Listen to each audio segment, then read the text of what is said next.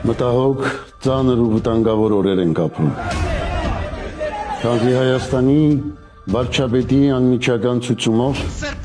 իշխանությունները օրեցօր անպարկեշտ նախաձեռնություններով շարունակում են հանիրավի արշավը հայ առաքելական եկեղեցու դեմ, գործադրում մեղադրանքներ ու բռնաճնշումներ հոգևորականների նկատմամբ։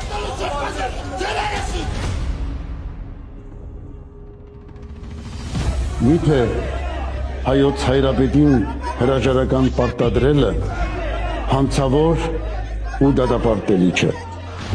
Քրեական հետապնդում հարուցելը սահմանադրական կարգի եւ մարդու իրավունքների կոպտագույն խախտում չէ։ Միթե շինծու կեղծ մեղադրանքների հիման վրա հոգևորականներին ու եկեղեցուն աջակցող ազգային բարերարին ու հայրենասեր հայորդիներին ձերբակալելը անօրինություն չէ։ Միթե Արցախի հայաթափումը, եկեղեցիների բռնազավթումը, եկեղեցական կանոնների ոտնահարումը հայրենադավություն ու հավատուրացություն չէ։ Միթե ազատ անկախ Հայաստանի Հանրապետությունում հնարավոր էր պատկերացնել, որ մի օր հրաժարվենք մեր ազգային ինքնության խորհրդանիշներից, ցեղասպանության պահանջատիրությունից։ Մենք խստագույնս դատապարտում ենք հայ ինքնության դեմ ազգակործան այս գործողությունները։ Դրանք հակաօրինական, հակաեկեղեցական, քաղաքական ուժի դրսևորումներ են եւ ունեն հատուկ նպատակ։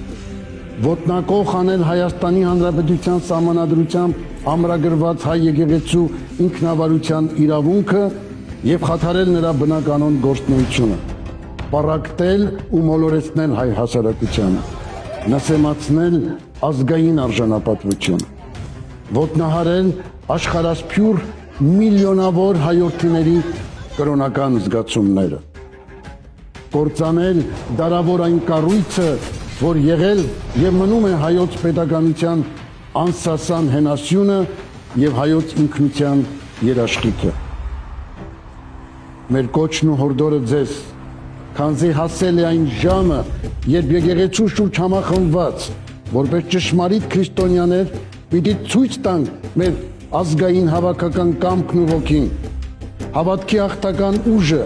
մեր աներեր հավատարմությունն ու սերը Սուրբ Էջմիածնին, հանուն ուժեղ Հայաստանի, հանուն հոգևոր հզոր հայրենիքի,